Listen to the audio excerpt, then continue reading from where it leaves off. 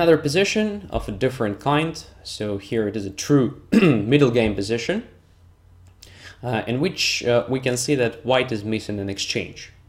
By the way, another important point that I didn't mention is you have to start your evaluation process with the understanding the material balance, but I guess it's really obvious. So here we can see that white is missing an exchange. This usually means that white has to be really aggressive, because if nothing happens, well, black just activates all the pieces and having extra material wins the game. Because more extra material means black has more resources. The more resources he has, the more chances to perform the attack, for example, and so on. It's clear again. So let's focus on concrete features of this position. We can see that white actually has no weaknesses.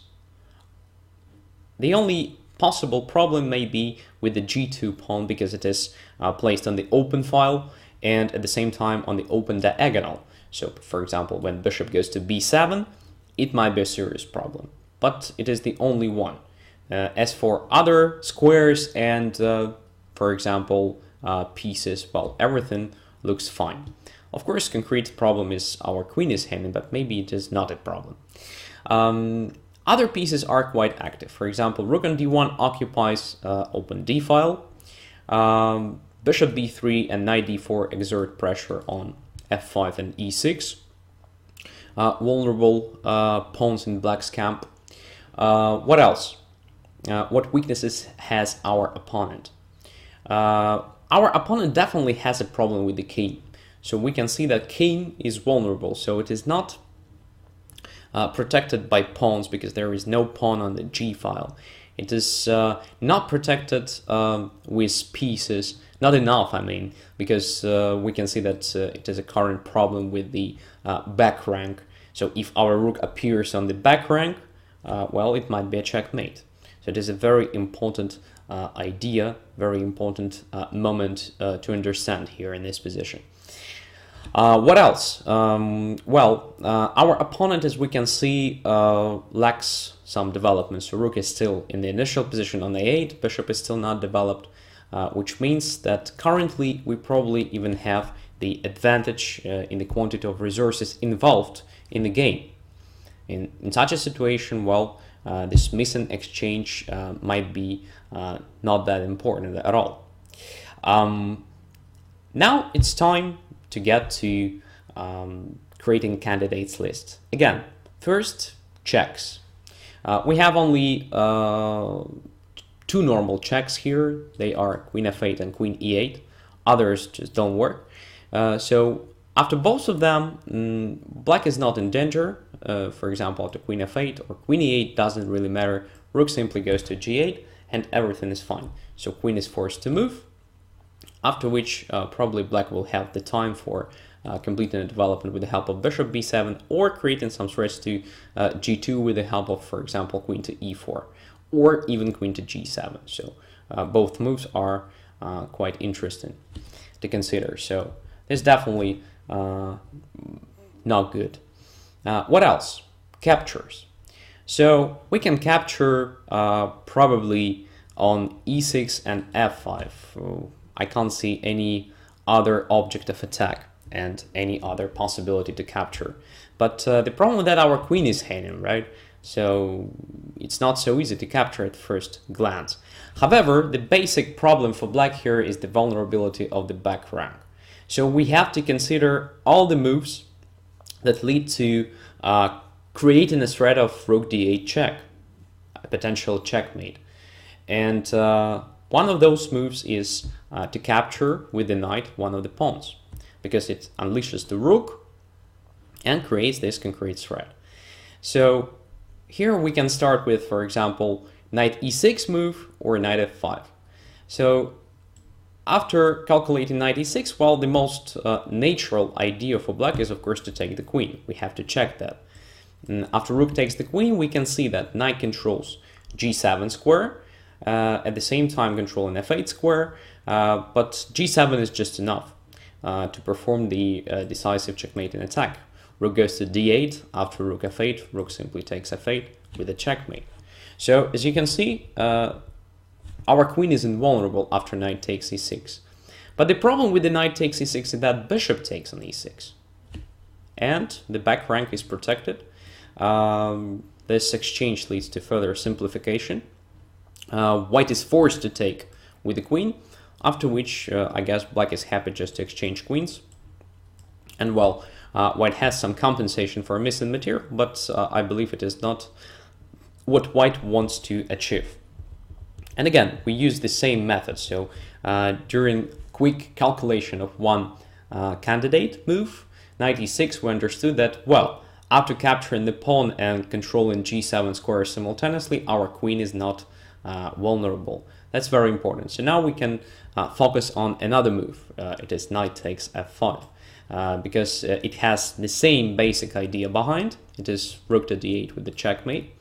At the same time, it doesn't allow black's bishop to capture the knight, and this means it is a tempo move. It wastes no time and limits opponent's possibilities. And it definitely works fine if black takes the queen. So actually the same, rook d8 and takes on f8 with the checkmate. It is great if, for example, black captures on f5, either with a queen or pawn. Doesn't really matter. In that case, rook goes to d8 and checkmate. So what else? How to protect the back rank? It is probably possible with the help of development of the bishop somewhere, but then it's not so easy for black to survive after a simple capture on g7.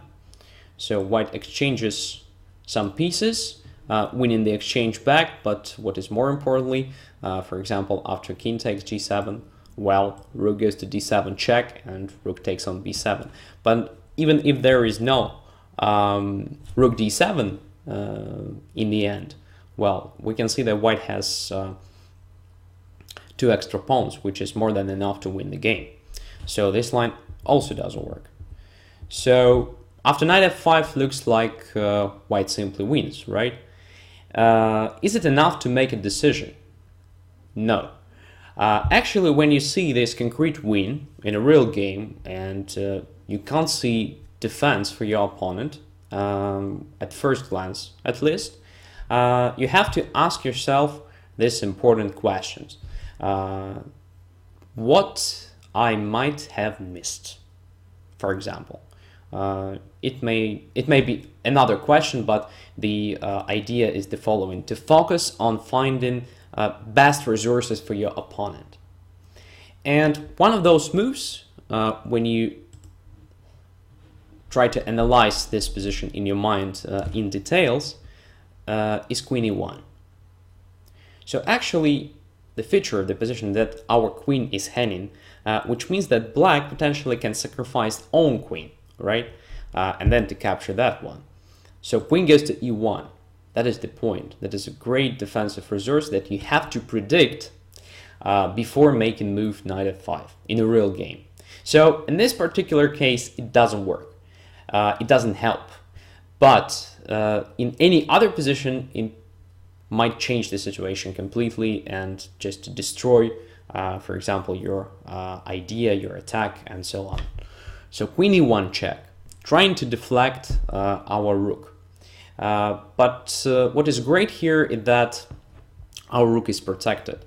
So it's not a big problem for us. In fact, king simply goes to h2. Because if we take the queen, I think it's obvious. Rook takes f7, and again, the most dangerous things are over, and black has chances to win with the extra material. Probably white will have chances to survive here, probably not, but doesn't matter. So our task is to attack, and after queen e1, rook f7, we have no attack. So after queen e1, king h2 should be calculated. And now again, you have to ask yourself a question: what my opponent will do here, and try to find best moves, best possibilities. because you have to be sure that your idea works. You have to be sure that your calculation is accurate. After king h2, black has several checks, and you have to consider those checks. Still, rook f7 doesn't work because of rook d8 checkmate. Queen takes d1, for example, makes no sense because rook on g7 is hanging, so queen takes g7 checkmate. Doesn't work as well. So black has only two options to keep fighting. It is queen to e5 check, and another one, and also possible check, is rook to g2, which looks not enough, which looks strange, but you have to consider it to be sure, because you never know. Position is sharp, and probably rook g2 changes something in the position and might be a dangerous resource. So you have to be sure that it makes no harm before making knight f5 move. So let's see. If queen goes to e5, then probably the best choice for white is to protect the king with the help of g3. So no more checks, and black has this serious problem. So rook on g7 is hanging. There is a threat of a checkmate on d8. So it's time to do something. But well, it's very hard to find anything good. So let's say, for example, rook to g8, another resource, by the way, that we didn't discuss during this main line analysis. So let's have a look on rook g8 for a few seconds to understand what happens here. Well, white has a chance to continue the attack, simply attacking the rook on g8 with the knight again, because this rook is limited and there are no chances to go away from the back rank. It's possible to do with the knight h6. I think it will be enough. The same is knight e7 probably. Just attacking the rook. If bishop goes to b7, we capture the rook first, then capture the bishop and win. Knight h6 is probably a bit better, but it's just a question of taste how to win here. So this doesn't work. Now to the main line, rook takes g2, because only this move changes something in the position, so it breaks the balance and makes our king vulnerable. Okay, king has to take on g2, we have no choice here.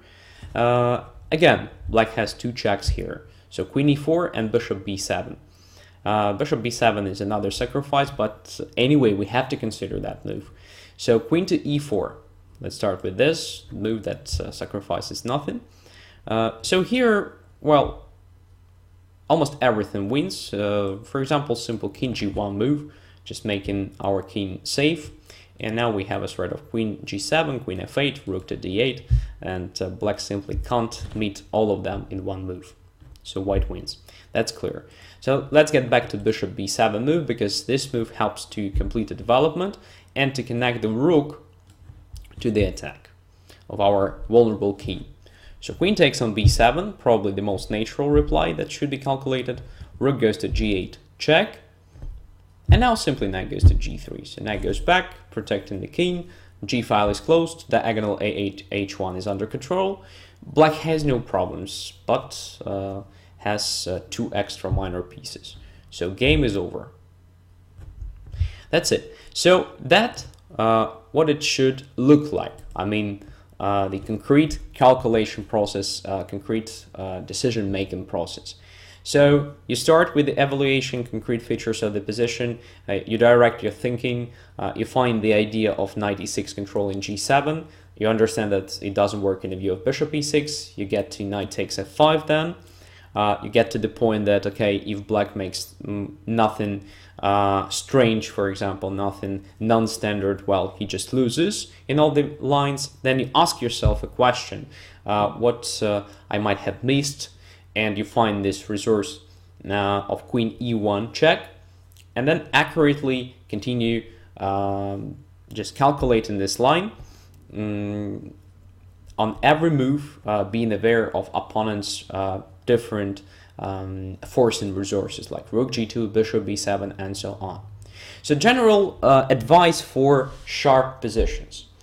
In sharp positions, everything is possible. Okay, so again, it's obvious, but be careful with sharp positions.